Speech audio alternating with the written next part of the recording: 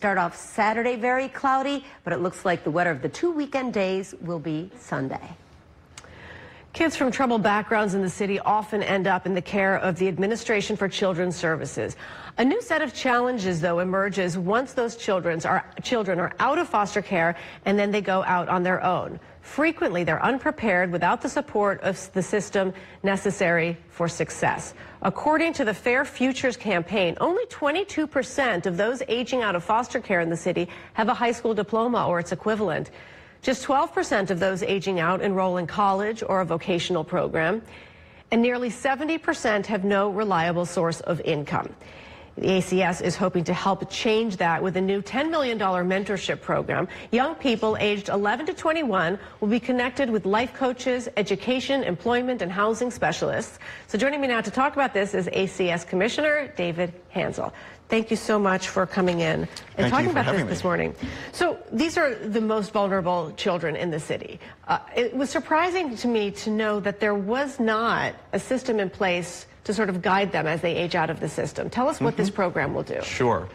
Well, we are very excited, Annika, that as we launch the Fair Futures program today, we will become the first jurisdiction in the country that will provide dedicated coaches for every young person in foster care who needs one.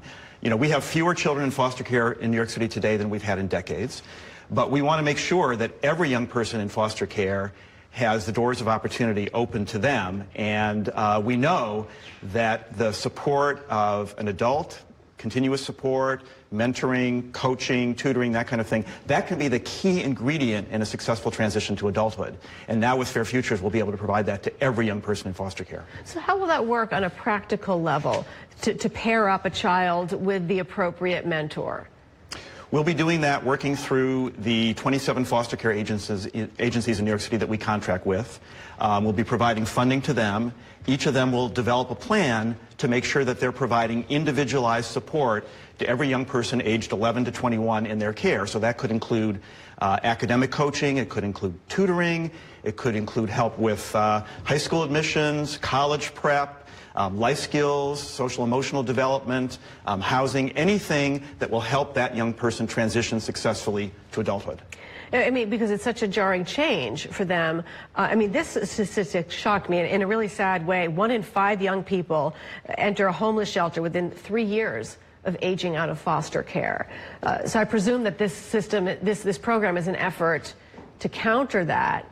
But the mentors, who are the mentors, I guess, who are going to be helping them to try not to bring that number down? They will be trained professionals who have skills in basically any area of support that a young person may need. We know that young people end up in foster care because they've experienced trauma in their lives, abuse or neglect, and we want to make sure that they have the support to overcome that. They, of course, have foster parents who care for them. They have foster care agencies and case planners who work with them, but we think that the addition of coaches through the Futures program will really be a key ingredient in making sure that all of the services they need to become successful adults are in place for them. And you said it's a $10 million program, the first in the country. First in the country. Is it a pilot program, or is there continual funding, or what's the expectation? Well, there have been a couple of pilots already, and that's what we're really building on in putting this program together. This program will serve, we think, about 3,300 young people, aged 11 to 21.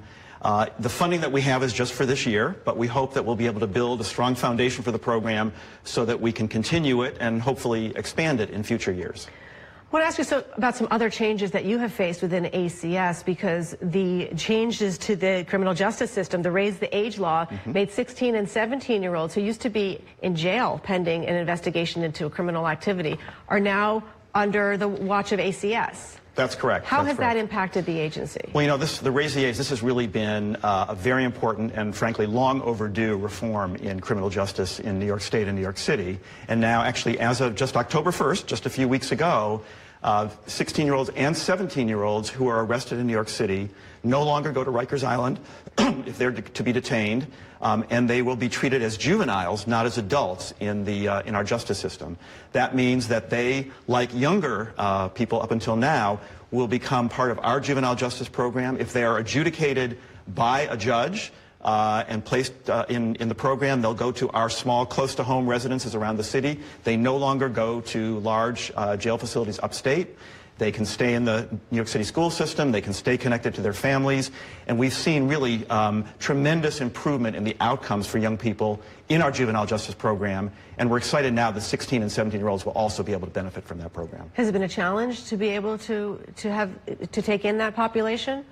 Well, we, of course, had to prepare for an expansion, which we did, and we have done extensive renovation to our detention facilities. We've also prepared to make sure that we can meet the needs of older young people in juvenile justice, just like in foster care.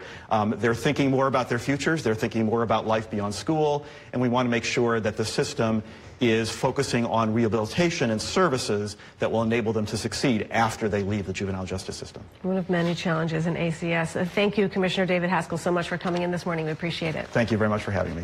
We're going to go over to Shannon now, who's got a quick